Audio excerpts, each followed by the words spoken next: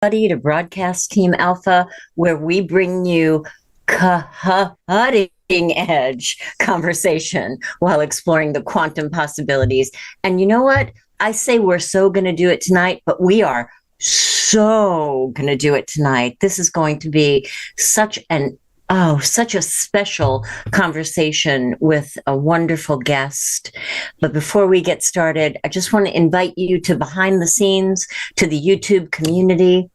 Join us there. You get cutting edge content before it goes out to the rest of the population, and you get specialized content that is just for you. We also have gatherings and we have meetings where you get to interact with Augie and I, questions and answers, and we get to hear what you want to see on Broadcast Team Alpha.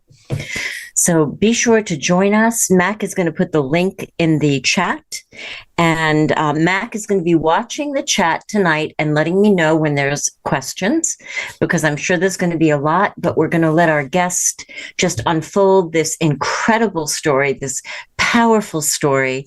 So Augie, please tell us about our guest.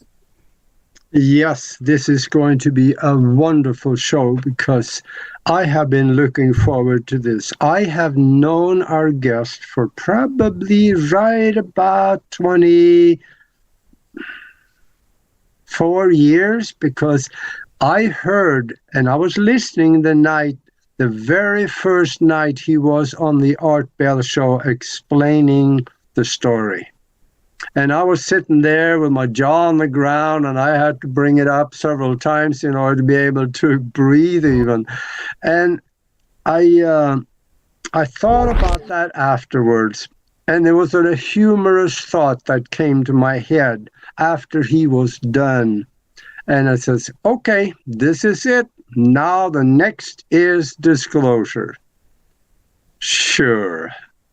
I think the government is a little ahead of us on that one. At least back then they are better at being liars than what we can imagine them to be. So anyway, what you will hear tonight is the best documented and most highly investigated and verified pictures, videos, and sound of any extraterrestrial interaction and contact anywhere in the world as I know of it. And I've been around a while in this arena, so that's why I'm saying that. And the pictures actually that you're going to get to see tonight also is forensically investigated by Kodak themselves. And they found, and in writing, they wrote back saying there is no dislocation in the pixels. There is nothing wrong with these pictures. These are the real pictures. And the movie footage the same way. Now they have written statements to this by competent people working at Kodak. And Jonathan Reed is with us, and he is going to explain how this all happened. So stay with us. In the beginning, he's going to explain how he found, or should I say maybe met the alien, and then thought he killed him. But we're also going to hear maybe he was wrong. So this is going to get interesting, but stay with us because the good part will probably be in the second half. And if you like what you hear tonight, click that subscribe button because there's going to be more like this coming in the weeks to come. So welcome to the show, Jonathan. Dr. Jonathan Reed himself is with us. Welcome, Jonathan. Hi. Thank you. Thank you so much for having me. This is a great opportunity and honor to speak with you and your audience, and I sincerely appreciate it. It's so good to have you, and make no mistake, we understand how much, I mean, to some degree, as much as we can, to some degree, how much you've really been through. It's been, a long, arduous journey, I'm sure, but how in God's name did this even happen? How did it begin? Well, it's been a long time. It all started October 15th, 1996, in Washington State, where I lived and worked near Seattle, Washington. I was developmental psychiatrics, child development physician, medical physician, and I had a dog, a golden retriever, a wonderful companion, 7 years old, who went everywhere with me. I mean, she even went to work with me, to the bank, to the grocery store. People loved my dog, Susie. And so this all happened on a fall afternoon where I decided to play hooky from my work, get in my Jeep and drive to the nearby mountains, which was about 50 minutes away from where I worked. And so took Susie, got in the Jeep, and drove to this pristine wilderness. It's a national forest where it's full of great logging roads and great paths to just let your dog run free, off the leash. And so that, dogs can do what dogs do and explore and come running back. And she was very obedient and wouldn't hurt a soul. So this is what we did.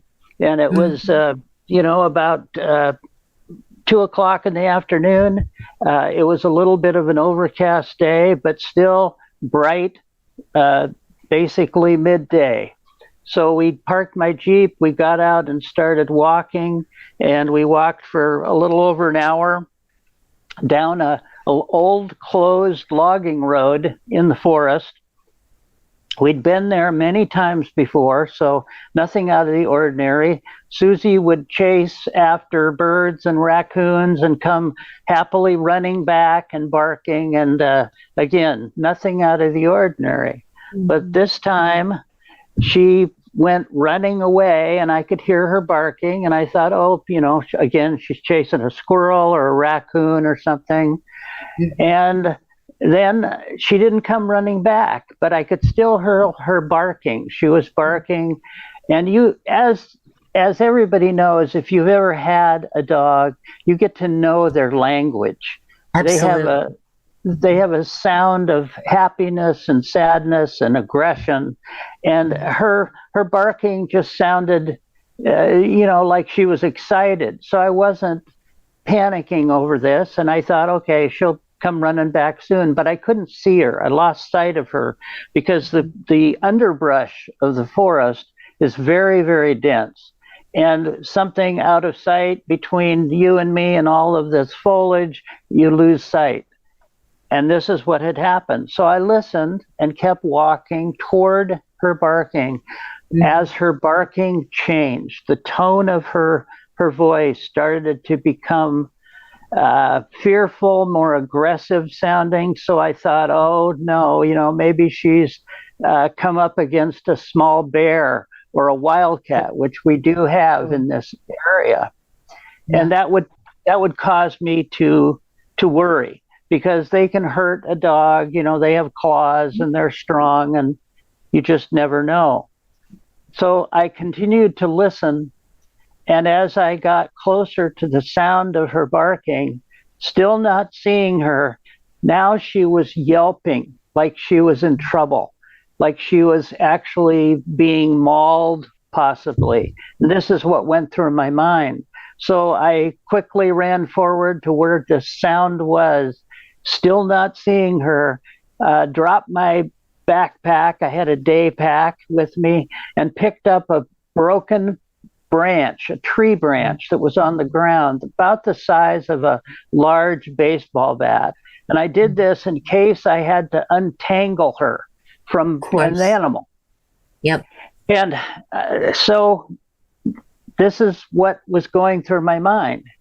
And I continued to hurry up the path, and I knew she was very close, but I couldn't see her because of the dense underbrush. But I knew she was with 10 or 15 feet. So I just crashed through the underbrush on this little rise, and I landed about 6 or 8 feet away from her, being held by this creature, this small, childlike in size, dark creature. The tree canopy was very dense, so there wasn't a lot of light, but I still could make out this small, possibly at the time, I had to estimate, and this all happened within seconds, within 15 seconds of seeing this, throwing my dog back and forth without any effort. My dog was 80 pounds, and this 4-foot tall creature was throwing her like she weighed nothing, and by the neck and by the head. And as I watched, its hand and arm actually created an almost like another appendage or hand that grabbed her neck and tore her head apart, ripping her head and her neck and her backbone right out of her body, blood going everywhere, killing her. And essentially, I was seeing her die in front of me and moaning and screaming in this process. I didn't think. I took 2 steps forward and took this bat and hit it as hard as I could and almost missed it. But the branch connected to the side of its head. It fell back. My dog was falling to the ground at this point in ashes, like white ash. The body was gone. This creature fell back to the ground and laid there with a hole in its head about 2 inches that I had breached the skull, actually broken through the skin and the skull, blood from it everywhere. And now it laid dead in front of me. At that second, I began to get sick. I began to get violently ill. And not just because of the action, but I felt like I was being hit with something inside of me. I felt like I was either having a heart attack or a stroke. My body was shaking. I fell to my knees. I barely could breathe. And I just lay there face to face within 6 feet of what I had hit that killed my dog. And it was terrible. It was absolutely the worst thing I had ever experienced to that point. For me, and I had listened to your interview with Art Bell, and I am such a dog lover. It just pulled at my heart. And I mean, so what is greater, that you lost your best friend, or that there's an otherworldly thing here? I mean, my God, Jonathan, those two things had to just confound you and break your heart all at the same time. My God. Well, in regard to knowing what it was, I had no idea. Prior to any of this, I was a complete skeptic as far as extraterrestrial life. I just didn't have any time for it. I was a medical physician. My time and my education was spent learning my craft as a psychiatrist for kids. So I just didn't even think about that at the time. I thought something killed my dog in front of me. My dog was like my child. Of course. She was, like I said, she was extremely gentle, a gentle soul, very obedient. I mean, I even yelled during this moment of insanity for her to let go, thinking she was attacking him. But in reality, after I had time to think about it, she wasn't attacking him. I didn't know what to think. And for hours, I laid there, believe it or not, actually hours, trying to regain my composure of my body, trying to calm down my breathing, because I was afraid I was going to go into shock at any moment. Yes. And I was 20 miles away from the nearest people, unless somebody walked by this path. And this was the middle of the week. There just weren't people up there. It was also the end of the season. So I know that there was a chance of somebody coming by was very slight. Yeah. So as I laid there, I tried to calm down. I realized that I needed to get out of there, and I'd stand up and I'd fall down and I'd lose my equilibrium. And I just continued to think to myself, I'm going to die because I can't continue to breathe or feel like this. I had huge feelings of thrombosis in my chest, like I was having a heart attack. Of course. And so my point of reference at that time was just survival. Just try to calm down and try to survive this moment. I wasn't trying to figure out what it was. I didn't care what it was. All I cared about was my survival and the fact that my dog was now gone. Absolutely. And every bit of this made no sense to me. It wasn't part of my paradigm, part of my life. I never would have imagined this ever could have happened, anything like this. We had been in this same place, over the period of years many times. So this wasn't unusual, but what occurred was insane to me. Crazy. And, I mean, as being a doctor, John, I've been a nurse for almost 40 years. A broken heart is a very real diagnosis. So there's no doubt in my mind you were going through that. And I'm so sorry. Well, it was emotional stress on the edge of, going into shock. But there was also something else going on. My body felt very unusual. I mean, I lost all my muscle control of my legs, arms, and torso. I lost all control of my bowels and my bladder. I had this excessive gasping, breathing situation where I couldn't get enough air in. And I just felt so disoriented, and everything felt weird. I mean, even the ground after this happened felt spongy and damp, where seconds before it wasn't. The sound in the area was now encapsulated, almost like it was covered up.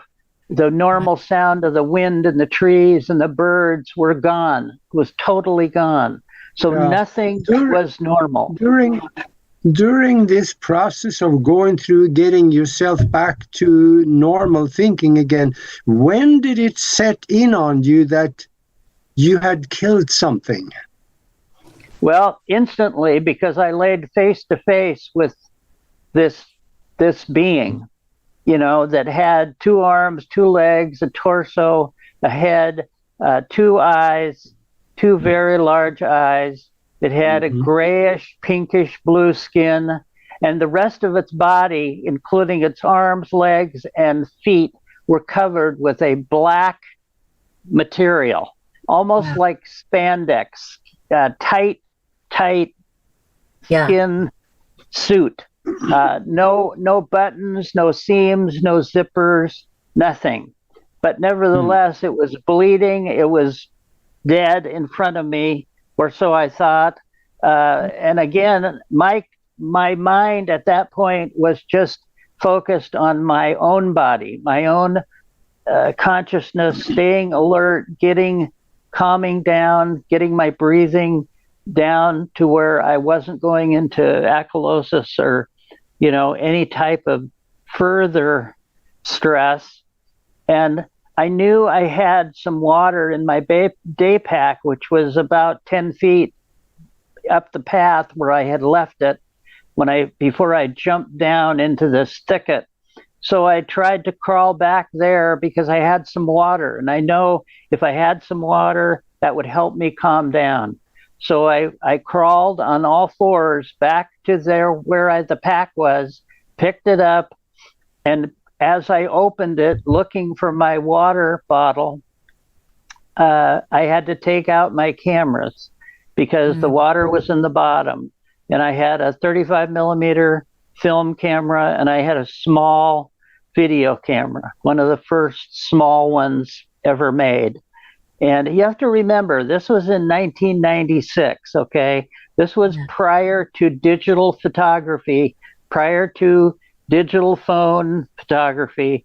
So I had to film. So as I took out the cameras and drank the water and sat there and tried to calm down, I thought, I have my cameras. I had my cameras. That kind of made me calm down even a little further, because now I was focusing on something else, something that I knew, because I was kind of an amateur photographer over the years. So this gave me some solace to think about something else.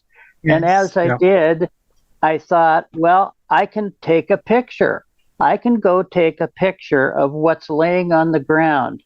And what my mind did is it flipped around, and it was telling me, I was actually telling myself, chances are nothing will come out on the film because this is all an illusion. It's some kind of distortion. I've had a stroke.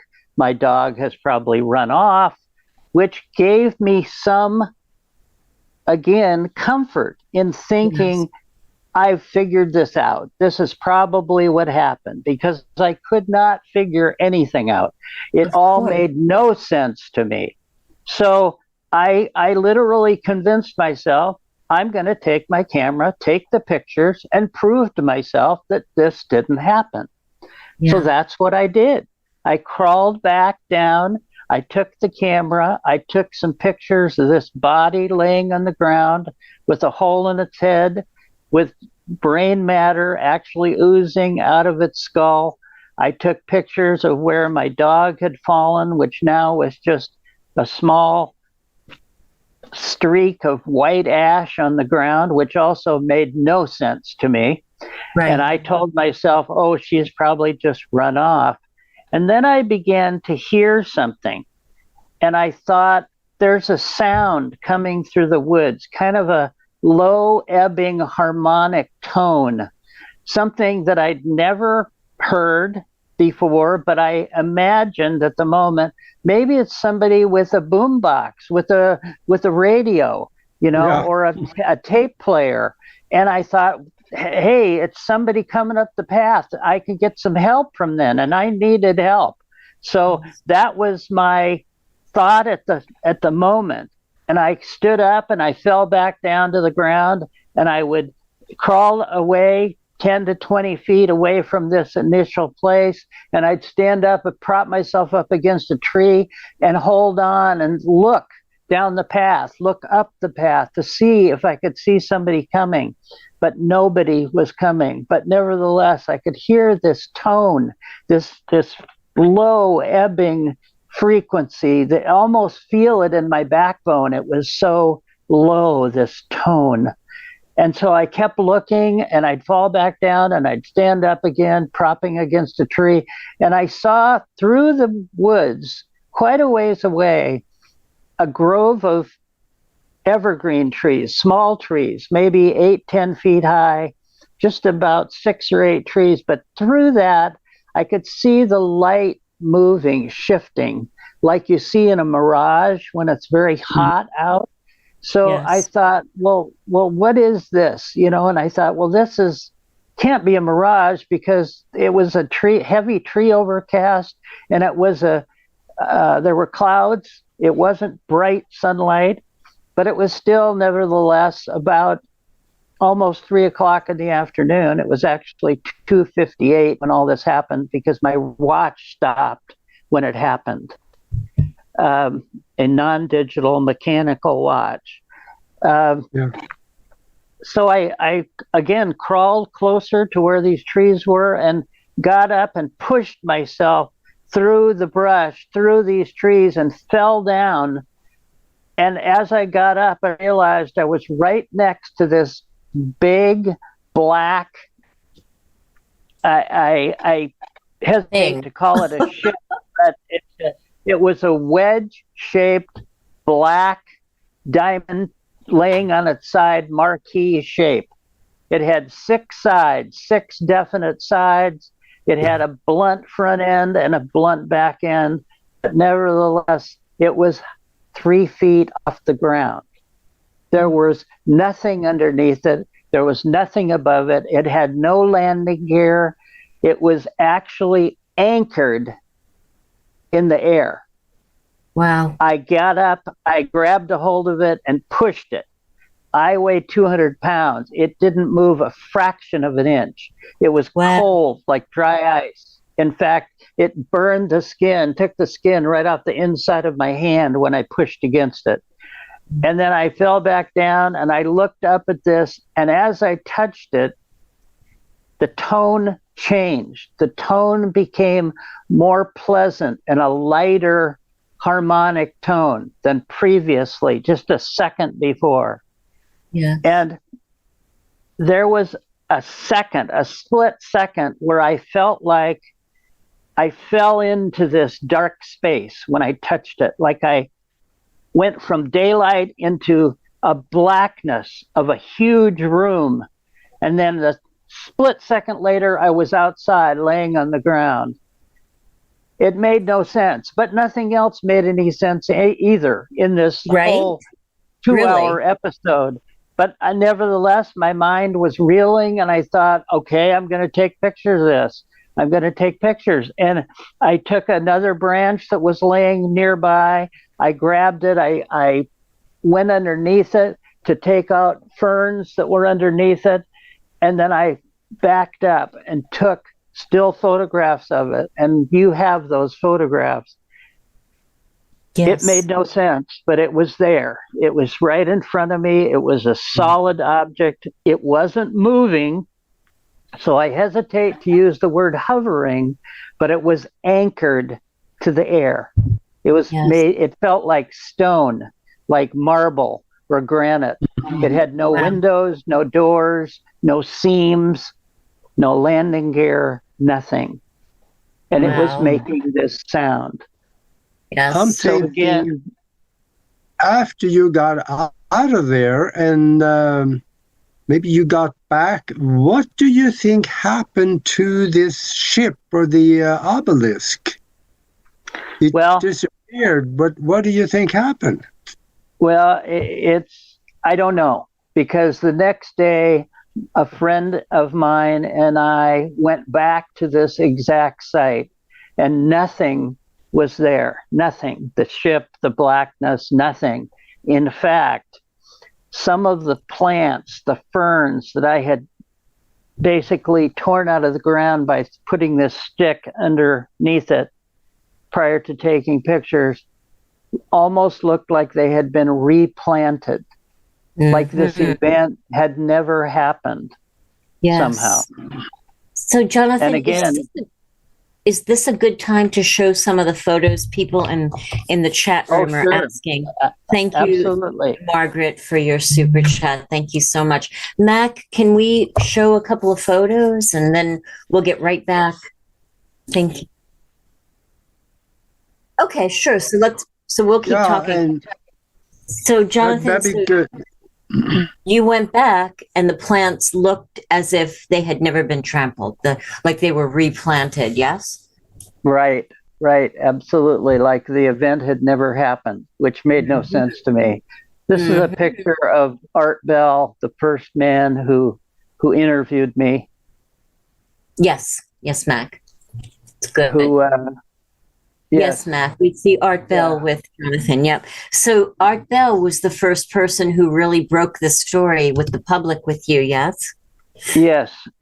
Just to backtrack a little bit, how I was introduced to Art Bell was because I had met a writer who was going to help chronicle this story. I was not a writer. I was a doctor. I was a medical physician. But I was asked by other people that I should chronicle these events, that I should put them in context, in detail, to give some kind of chronology of how this all happened.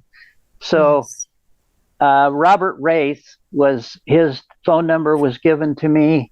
He's a writer. He's not in these pictures, but this picture shows two of the researchers that actually spent 2 years researching my case. There's people out there that want to tell you that nobody researched this, but the man in the blue jacket is Wendell Stevens. The man in the white jacket is Donald Ware. Both are people who started the International UFO Congress They compiled information over 2 years with another gentleman named John Mack and another gentleman named Dan McAvoy Sr. And they concluded, after investigating my case, and again, a 2-year investigation where some of them walked in my shoes. They went to where I worked. They met people. This is the black obelisk. That's amazing. Yeah, it was 12 feet long, 2.5 feet high, and 3.5 to 4 feet wide. Amazing. Wow, look at that. That's amazing. It's aerodynamic. And that's where it happened, yes? Yes, this is the forest, what it looked like. Very natural forest, some animal deer paths, and this is Robert Wraith on the right. Unfortunately, he died 2 years ago, but spent his life with me prior to that, talking and trying to explain to people like we are today what all happened, what he had seen, what he had witnessed.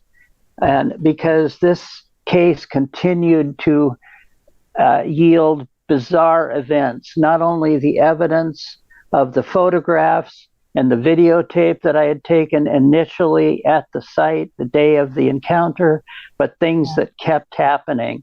On the left is an artifact that I found laying next to the body, a small cuff-like or bracelet-looking device with hieroglyphs, black hieroglyphs on its surface. It had 3 needles, 3 gold needles underneath that penetrate the skin of the wearer, and then it clamps down, it closes, it actually morphs its shape around the arm of the wearer. Wow. Do you still have that? Do you yes, still? I do. Okay. When you put that on, what kind of sensations do you have? Do you feel anything special? Well, absolutely. Again, that's a little bit out of context, but I don't know how I knew what to do with it. I threw it in with the body. What I haven't told your audience is that I decided to bring the dead body home with me. And I rolled it up in a thermal blanket that I had, and I carried it back to my Jeep. And as sick as I was, I slowly drove home.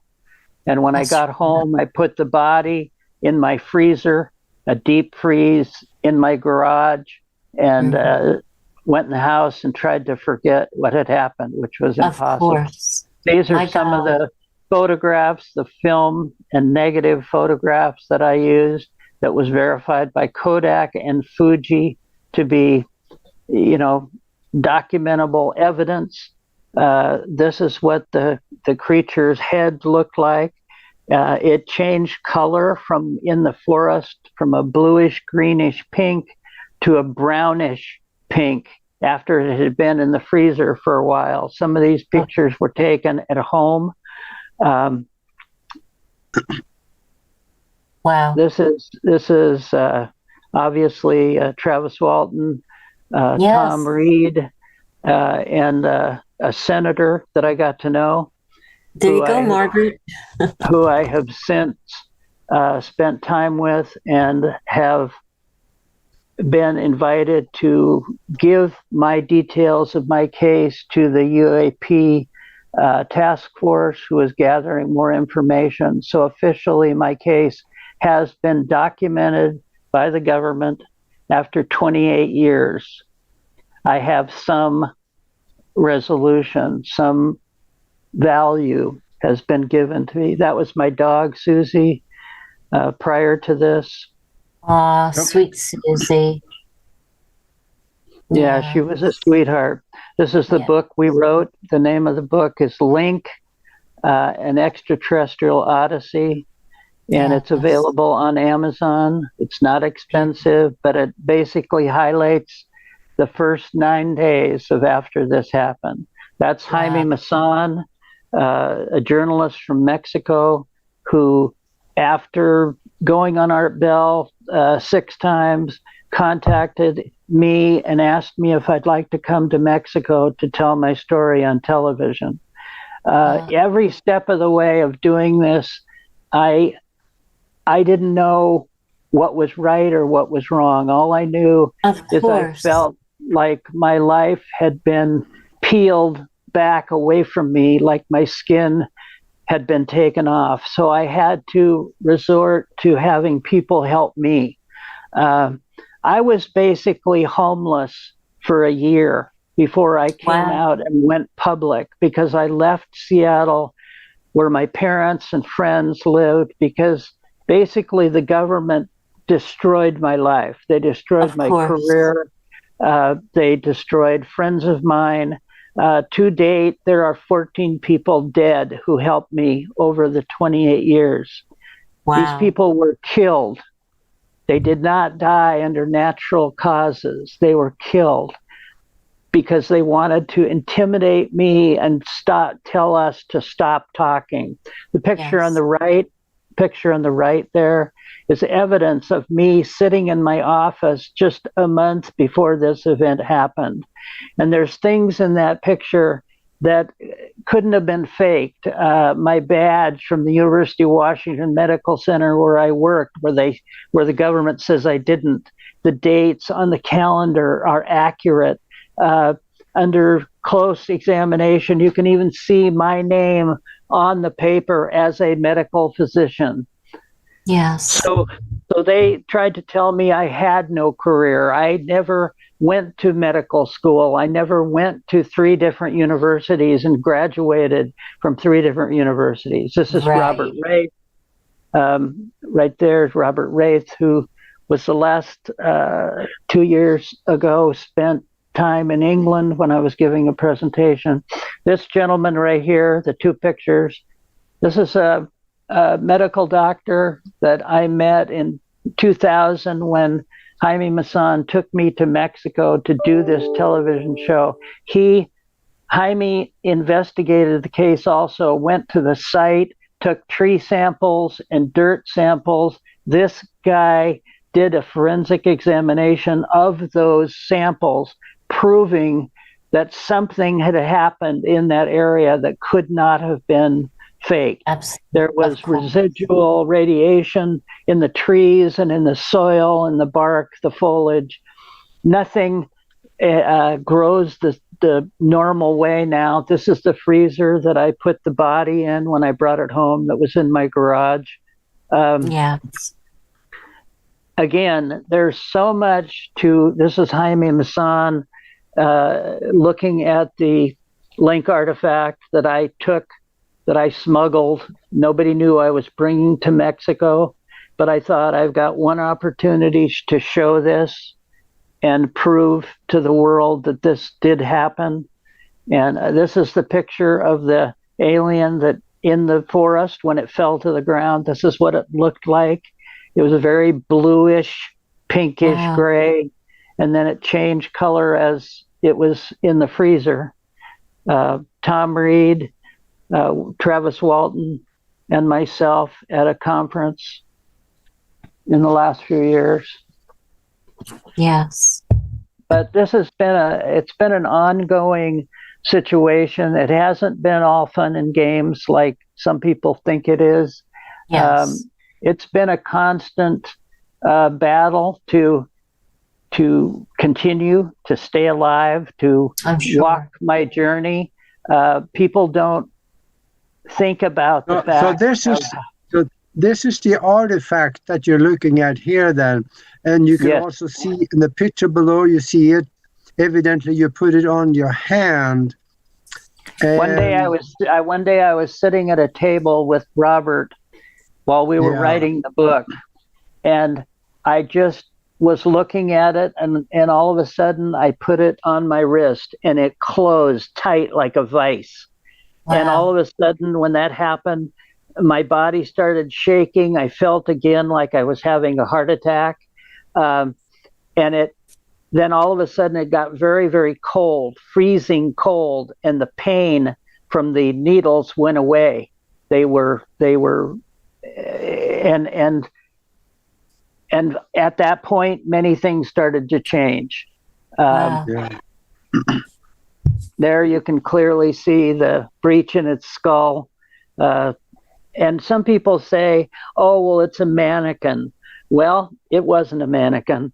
There are full body shots, both in film photographs and in video, showing the whole body of the creature. You can also see in the one video that he was playing possum. He was staying, actually pretending to be dead. He was not dead. 3 days after I brought him home, he stood up out of the freezer and screamed at me violently and pushed me across the garage. This is a picture of me because I was shot the first time I went to speak in public about this. Wait a minute. Are you kidding me? Wow. In San Diego? Yes, I had spoken in San Diego. I had flown back to Vancouver, Canada, where I was temporarily living, and a man walked up to me in broad daylight, put a pistol dead center in my chest. I grabbed it, pushed it away, up and away, because I didn't want it to go off in my chest. Right. And it fired. I didn't think it hit me, but I fell back against a parked car. This was all in a little strip mall. Wow. And until I saw the blood coming through my shoulder, I didn't realize it had actually hit me. Wow, Jonathan. Wow. These are all headlines from Argentina and Peru, where I've gone to speak. Here's another situation where I was shot in a moving car. The car I was hit in the head. I had to learn to walk and speak again. Took me 6 months because of the bullet creased my brain. Wow. Wait a minute again. Go back in the pictures. Just stop right there. Look at the bottom left-hand cornered picture. You see the face of the extraterrestrial, and you look at his right eye. Right. That eye show a little glistening. There is a life. It looks like it is wet. Okay, this is called that on a dead person would not have it. Well, in photography, the only thing that produces what's called the red eye effect are people who have basically a cornea where the light reflects off of the inside of the eye, which is covered in blood vessels.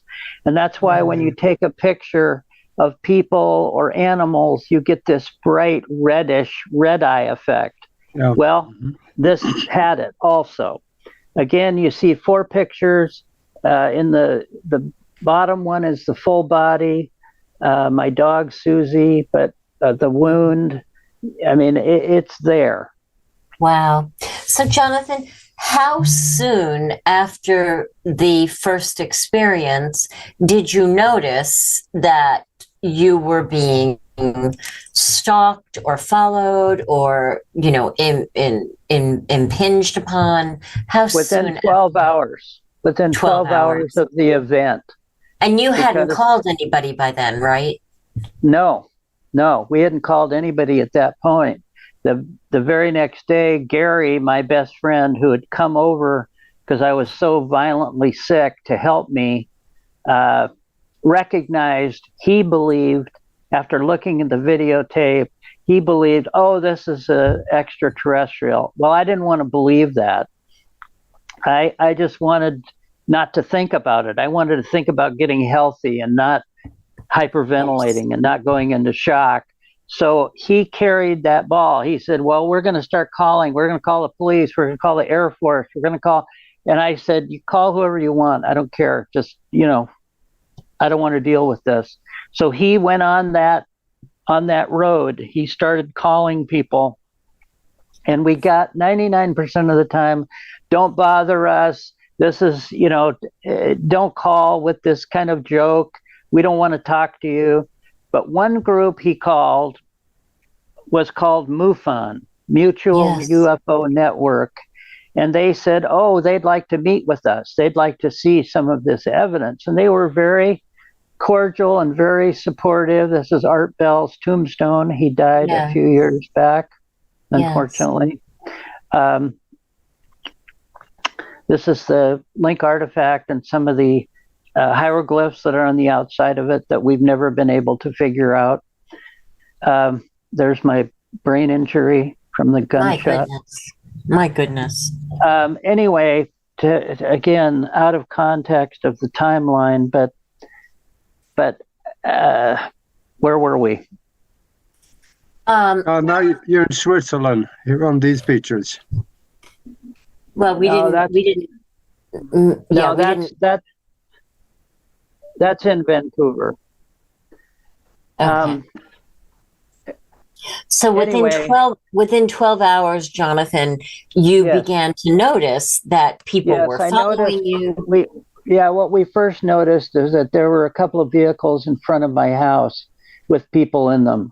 First we thought, oh, it's police, unmarked car. But then we'd drive somewhere. My friend and I would drive in and around the area where I lived, and they'd follow us. The car would follow us, and then it would change, and then there was a van following us.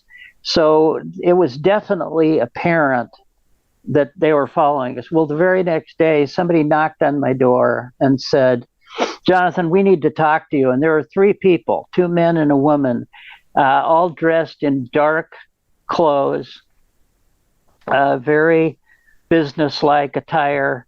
Their clothing seemed strange to me. It was almost hypnotic looking if you looked at it too long. They came into my house, said, we need to talk to you very calmly. We need to talk to you about what happened to you and your dog. Your dog's missing. We know about your dog. We know about what happened. You need to tell us and give us everything you have regarding this event. Because if you don't, the next people that will come to talk to you won't be as nice as we are. Well, I told them get the hell out of my house. You don't know, I don't know what you're talking about, and I was still sick. I was still feeling terrible. And at that moment I was alone in the house, and I said, just get out. I'm going to call the police. And they said, that's okay. The police are with us. And as I looked outside my front door, as they were leaving, there was a police car parked, a Seattle police car parked right behind the vehicle they drove up in. Mm-hmm. So these people said they were from an organization called the School. And I had no idea what that was, but they said, we know what you've gone through, and you need to be very careful who you speak to. Wow. Well, they were right, because it went from bad to worse. From then on, it never stopped. And 9 days, on the 10th day, from the day that it started to 10 days later, I borrowed a car, got in that car, had about $300, and I left the United States. I drove to Canada from Seattle, which is about a 2.5-hour drive, and I lived homeless on the street for 10.5 months because I didn't want to bring this down on my family and friends, and my mother and father, who were elderly at the time. I didn't want to they were burning effigies in their lawn. Wow. Their phones were tapped. People had been in and out of their houses, searching, but not taking anything. One thing I need to mention is that during all this, within 2 days, my career that I had worked at for 12 years at the University of Washington Medical Center as a supervising physician in the psychiatrics department in the University of Washington Medical Center was gone, was erased. Wow. All of my credentials, all of my 3 different universities that I've attended, including Johns Hopkins, were erased, all gone. All of my accreditations were gone. My job was gone. People at my work were told not to speak of me, otherwise they could lose their job or worse. Wow. all within 10 days. Wow. So that's why I left the country. I left because I had no other choice. I didn't know how else to help my family and my friends. Yes. There are people, and I have to say this now, there are people that say, well, this is a made-up story. It's all just a fraud or a hoax or whatever. Well, I say to that, if that were true, how does all of this other evidence remain? How have people, Don Ware, Wendell Stevens, Dan McAvoy Sr., how have they been able to go out and find physicians and professors who taught me during the years of my education? How have those people been able to go to my place of business and meet with people privately who worked with me, who can validate my career and my education if it wasn't true? Okay? Yep. This is what's gone on for years. Now, the disinformation that's spread over the internet regarding myself in this case is phenomenal. It's unbelievable, the misinformation and the lies that have been cast, tearing my credit and my credibility and my character apart. I mean, to the point where there's been nothing left.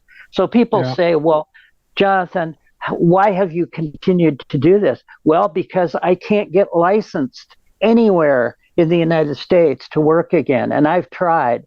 I've gone back. I've tried to get re-education, recertification for my licenses. Can't do it. Once they're put in, it's like that never happened. So they're good at this. In 2001, I had a law firm in Los Angeles take on my case to get back some of my credentials, including my passport, my U.S. passport. They said, oh, it should take 3 or 4 days to get this done. On 2 days after I had hired them to do this, they called me and said, Jonathan, have you, did something happen that we don't know? Because every door we open gets slammed by the federal government saying, we can't discuss this case. Yeah. Okay. The only people that can erase your entire existence is the government. They're the only ones that have the ability to sanction all of this information and keep it from the public. We live in a computer age, and it's very easy to do this because you can literally, every database that's out there can be accessed, can be hacked by these people. But this happened in 1996. This was before everything was computerized. Okay. And people who say, oh, these pictures are all, Photoshop. Well, guess what, folks? Photoshop didn't exist then. These are film photographs. So it's not, there's nothing digital about it. So as you go down the list, it just gets more bizarre and more bizarre to the point where I said, go ahead. I got a question. You mentioned earlier that you put the extraterrestrial in the freezer, and a while later he got out of the freezer. What was that meeting like? When I put it in the freezer the day of the event, I put it there for many reasons. One, psychologically, I didn't want to look at it. I didn't want to believe this had actually happened. And within 6 hours of being home, again, I convinced myself this could not have happened. This absolutely had to be a brain illusion that I had created because my dog was killed. That's what I made myself believe. So I went back out to the freezer to prove to myself that what I had wrapped up in the freezer must be my dog, the remains of my dog, her body. And so I opened it, and it wasn't my dog. It was this small 53-inch creature, which later on the second day, my friend and I did a topical examination, which we photographed and videotaped and took all the analysis of its body compared to a human's. And that's all documented in my book, all the differences. It was bizarre. I took an X-Acto knife and I tried to cut the fabric off of its body. I made a 6-inch incision. It immediately closed itself. I made another incision. It closed itself. On the third time, it wouldn't let the X-Acto knife cut the fabric. So it was actually self-healing, intelligent fabric. In 2008, NASA came out with a revelation that they had invented a new self-healing fabric for spacesuits. Well, how did I know this in 1999 when the book was published? Okay, if I invented this, if it was a hoax, how did I know? And there's many things that I've gotten right over the years that are protracted in time to later prove out that these things do exist now. So, Michael, he woke up again. He wasn't dead after all. On the third day after bringing him home, I had been taking the body, putting it out on the garage floor and on a table, showing my co-workers who I trusted, other physicians, that what I had, showing them so that I could get help. What do I do? Where do I go? Who do I talk to? And I had shown my parents, I had shown my best friend, my girlfriend, and several other people I worked with the body, taking it in and out of the freezer, showing them what it was, wrapping it back up. It was a dead piece of meat, I thought, putting it back in the freezer so that it wouldn't decay. On the third day, I had had an appointment set up for another guy to come over and look at the body in closely with me to verify some things. He called at the last minute, said, "Jonathan, I'm not coming. You shouldn't be doing this. This could get very, very ugly for everyone involved," and he hung up. Well, this made me furious. This was somebody I knew well as a friend for many, many years. And now he's canceling and sounding, crazy. And so I went out to the garage to put away the table and the light that I had set up. And as I was doing that, I heard this sound, this scratching or rubbing sound coming from behind the freezer. And I thought, maybe it's the compressor going out on the freezer. And if this is so, I'm going to need a new place to put this body.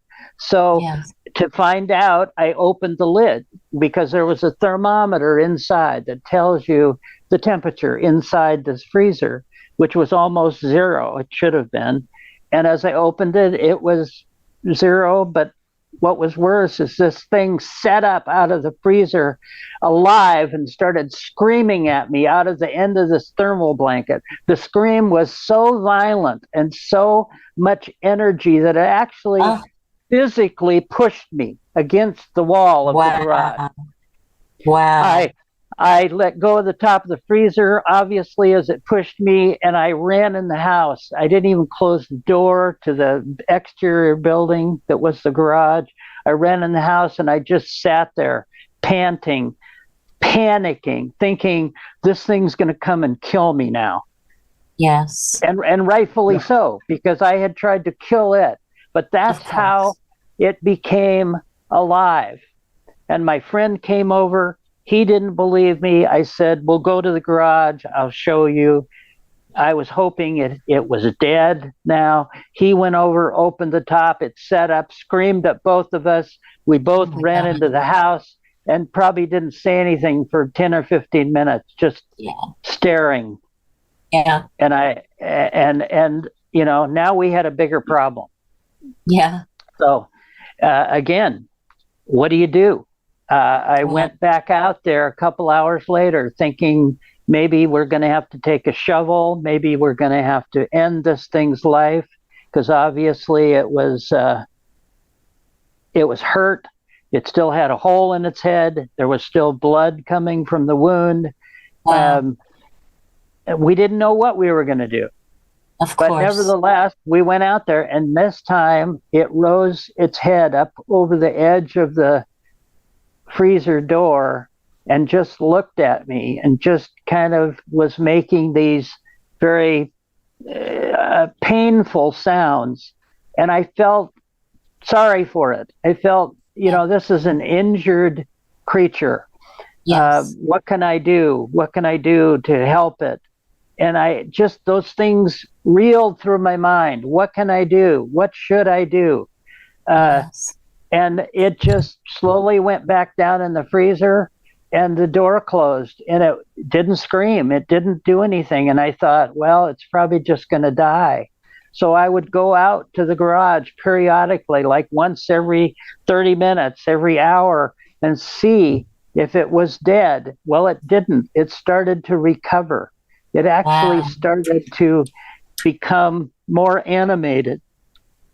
And thoughts came rushing through my head like I was being bombarded with information, to the point where I said, no, it gave me such a migraine headache. And I said, stop.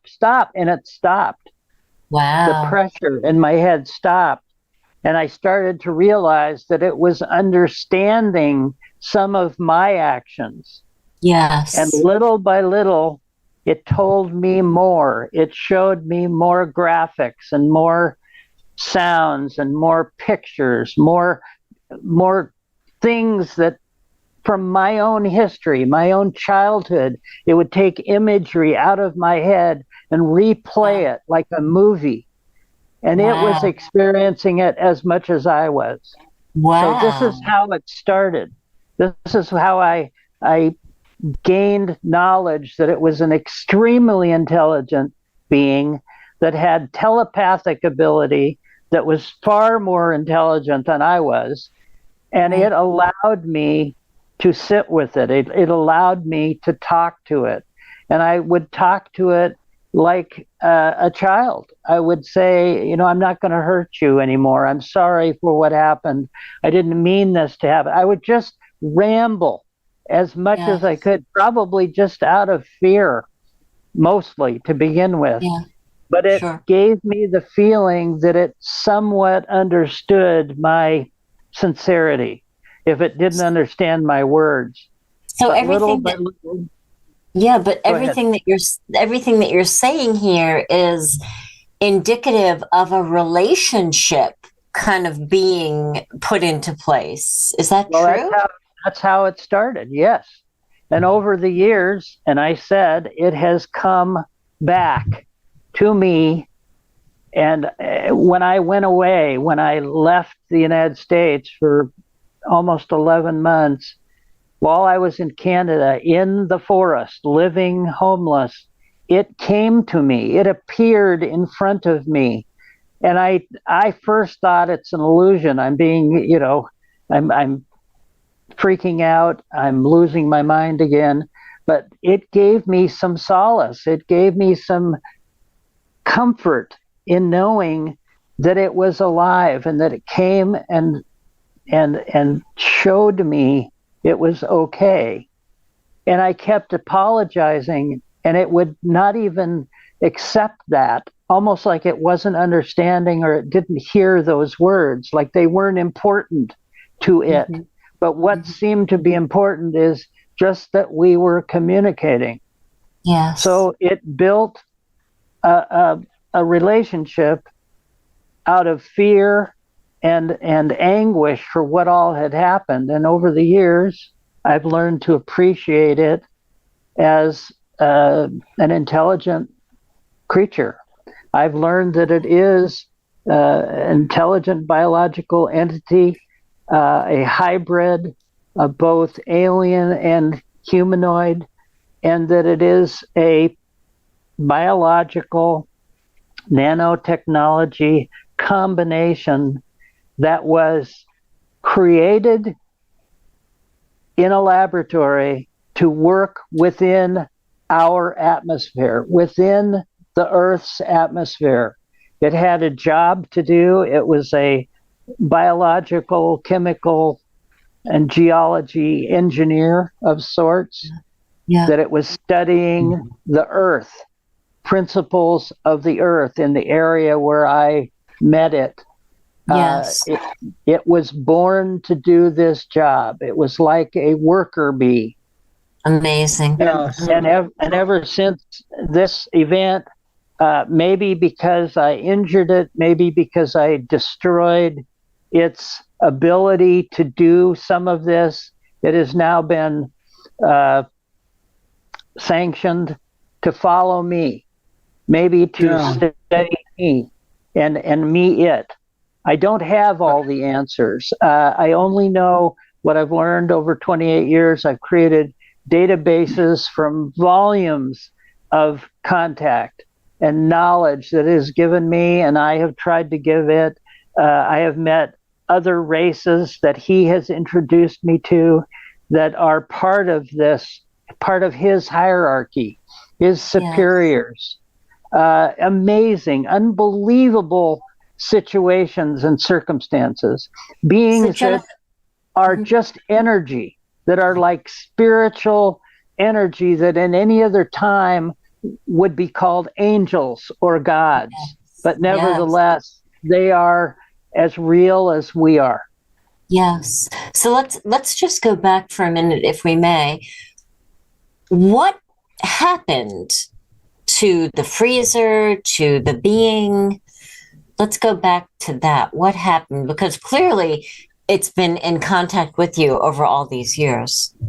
Well, the house that I was living in, where I went home to that day, was a rental house that I was renting. And during those 10 days, it had been broke into and ransacked. On the ninth day, I drove by going home. I saw 3 big step vans parked in front of my yard, in the yard itself, with people coming in and out, taking things out of my house. I mean, literally like moving men taking things out. So I didn't stop. I went to a friend's house, called the police, reported that somebody was breaking into my house, stayed there for a few days, for a few hours, and then went back and found the house had been destroyed. Holes in the walls, in the floor, in the ceiling, like they were looking for something, like they were probing for things. All the furniture torn apart, put in the middle of the room, all the light sockets and switches taken out of the walls, again, like they were looking for things. Most of the, luckily, we had taken copies of all of the photographs and videotape and mailed them away out of the country to people who were not related to me. Otherwise, I wouldn't have any of this, because when they ransacked the house, they stole all of the evidence that I had within the house. And so they took the toilet off of the floor. They ripped the sink off the wall. There was water going everywhere. Why they did this, I don't know. I went out to my garage. They had pried the door right out of the wall. They didn't just open it or kick it in. They pried the whole door sill out of the wall. I went in, the freezer was gone. But also things that were gone made no sense. There was a cord of wood, cut wood for the fireplace, piled in my garage, that they had removed. Why would anybody steal a cord of wood? You know. Yes. Anyway, across the floor of the garage, there were frosty, wet, small footprints that were about the size of this alien, which I started to call Freddy. And Freddy. And it didn't go to the door. It didn't go to the window. It went right through the wall, like it had walked right through the wall. And I had hoped and prayed, well, I hope he got away. I hope the bad men in black didn't steal him or seize his body. Well, like I said, 10 months later in the forest, I saw him in front of me. He was there. He was fine. I know it was him. He communicated with me again. And I know he survived. And it's the same one that has communicated and continued to revisit me for the last 28 years. So Wow. the freezer was gone. 99% of all my personal items were gone from the house. So that's one of the reasons I left. I had nothing to stay for. My life was being torn apart. I didn't know what would happen next. I mean, I was in fear of my life. People think that this is easy, that this was a simple thing. You see something in the forest, the lights in the sky, UFOs. Well, this wasn't that. This was absolutely the opposite. People say, well, if you had this to do over, would you do it again? Well, my first response is, God, no, I wouldn't. Right. I want my dog to be alive. I want my friends to be alive. But on the other side of that coin, I have learned priceless information that I have never seen anywhere else. And I've been around the world 3 times talking to other contactees, other people who are extremely knowledgeable of this field compared to me. I was a novice. I didn't, I was a skeptic. I didn't want this to happen, but nevertheless it did. And I was left with a hole in my life that the only thing I could fill it with was the truth of what happened. But I have the evidence. I have physical, verified, documented evidence that proves this case happened and that this extraterrestrial being, this little gray guy who's ultra intelligent, is alive. After being in contact with him for so many years, has he talked and communicated with you about any of his technology, or did he even offer to take you to his place? Yes, I have gone. I have been exposed to a lot of his world, a lot of his technology, and a lot of his superiors who, like I said, are godlike or angel-like. It's very difficult to briefly explain what it's like to see some of these entities, because if I was an overly religious person, I would probably think that it was possibly satanic and against an organized religious bend. But I'm a scientist, and I've learned to accept the facts and rationally weigh out what is happening in front of me. And I can honestly say this is not demonic. It's not anything evil. It's something that's trying to preserve life in the universe. They have one concept of one creator in their life, the creator for all life. And their philosophy is to save and secure all life. Now, that doesn't mean they're going to stop us from killing ourselves. It just means that this is their philosophy. Yes, he has told me all kinds of things. He was born in our atmosphere, probably either from a base under the sea or from a ship surrounded in our orbit. But nevertheless, he was created. He was not born like us humans are born. He was born to do a job. He was trained. He was educated. This was not just purely genetic code, but he actually went to what we would call a school to learn these things. Enormous amounts of information I've collected. Amazing. Yes. And I've shared with people from all over the world. So, and I'm not the only one talking about this. I'm not the only one who has seen these kind of entities, who have communicated with these. And there are lots of people who have communicated. There just aren't a lot of people who had the kind of evidence, physical evidence, that I was able to collect. And that's the difference. Yes. Wow. Wow, that covers it. It's huge. It's so huge. And we would like to take you up on having you back for maybe a Q&A session. Yeah. Absolutely. Excuse me. Let me say one thing. Yes.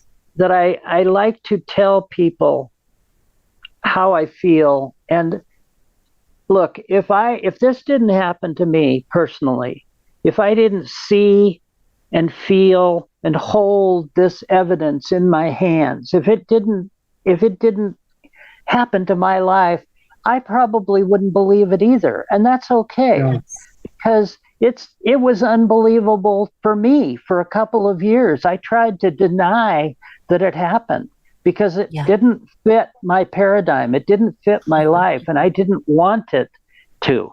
I wanted my old life back. But nevertheless, it did occur. I do have this verification that it occurred. And other people have seen this creature, not just me. 50 or 60 people have seen him, because once people meet me, he goes and visits them at their house or their place of business all over the world. So this is it's not a dead end. It's not just about me. This is about all of us understanding that there's much more to this life than just, our flesh and bone, and that there is a spirituality to all of this life. And I don't mean organized religion. I mean spirit as in energy. There is an energy that's far beyond our comprehension that is in all life. And this is what they are seeing. This is what their interest is in all of the universes, plural. Yeah. Wow. I am sure there are people sitting on the floor right now because they fell off the edge of the chair already. And there is more to this story.